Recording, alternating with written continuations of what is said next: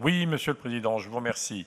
Sans vouloir décourager le Président Hortefeux, je peux le rassurer déjà, la liste des interventions qu'il a énoncées n'enrayeront en rien le dépérissement des bourgs et des centres-villes, et encore moins les revitaliseront. Je vais m'expliquer. Avec une régularité de métronome, les municipalités, la région et maintenant l'État lancent des programmes de redynamisation de centre-ville ou plus précisément ou exactement d'enrayement de leur dépérissement. Comme toujours venant du politique, en France UMPS du moins, pour qui il faut dépenser pour exister, l'approche bureaucratique est privilégiée, pensant qu'il s'agit d'un problème d'infrastructure ou d'offres, alors qu'il s'agit avant tout d'un problème de détournement de trafic et de concurrence faussée. Alors, détournement de trafic, tout simplement par la mise à disposition, via la baguette magique du PLU, d'emprises foncières vierges, offrant des conditions idéales qui n'auraient jamais pu être réunies au centre-ville, compte tenu du modèle économique promu par la grande distribution. Notons que ces emprises foncières sont généralement conquises sur d'excellentes terres agricoles, les meilleures, sans que jamais, nulle part, l'écologie politique ne s'en soit inquiétée, prouvant par là même qu'elle n'a d'écologie que le nom.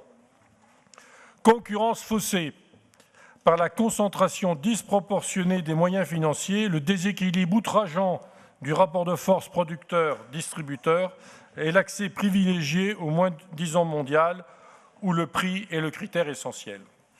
Comme déjà évoqué dans cette Assemblée, le cas français est unique au monde et nécessiterait d'être expliqué.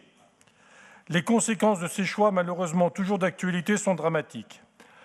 Abaissement de la qualité à force de tirer le prix vers le bas et dénaturation du rapport qualité-prix. Destruction des métiers et savoir-faire à l'origine de cette qualité, mais aussi de cette recherche d'excellence et de goût du travail bien fait, remontant par un long processus, faut-il le rappeler, aux corporations du Moyen-Âge. Signature écologique épouvantable, absence totale de consignation des emballages, par exemple, ce qui n'est pas le cas d'autres pays autour de la France. Gageons que l'essentiel des dépenses ainsi annoncées, proprement qualifiées d'investissement, ne produiront absolument rien. Je prendrai les cas de ma bonne ville de Voiron et de sa communauté d'agglomération parce que c'est le deuxième centre commercial en Isère, qui n'est pas le département le moins dynamique. Dans le cas de Voiron, c'est très mal parti, avec la nomination avant toute chose d'un responsable chargé de restructurer les locaux commerciaux, se substituant ainsi à l'initiative privée qui mécaniquement s'en chargeait s'il y avait un intérêt, autrement dit du trafic. Dans le même registre, alors qu'on entend dire qu'il faut restructurer le centre-ville pour mettre à la disposition de la grande distribution des surfaces adéquates, à Voiron, c'est l'inverse.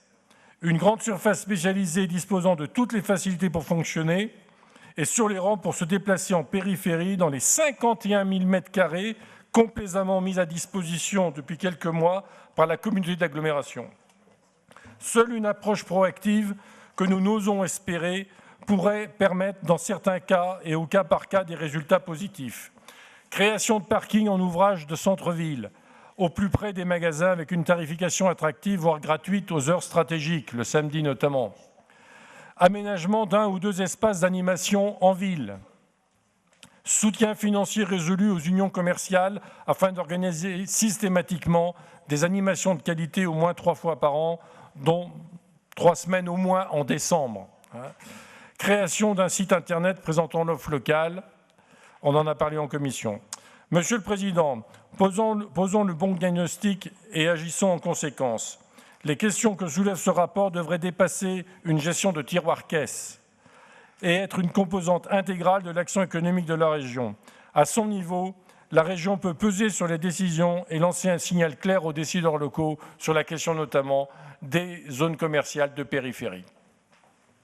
Nous réserverons notre vote à l'acceptation de notre amendement sur ce sujet. Très bien. Monsieur Deciez, ça me permettra tout de suite d'y répondre.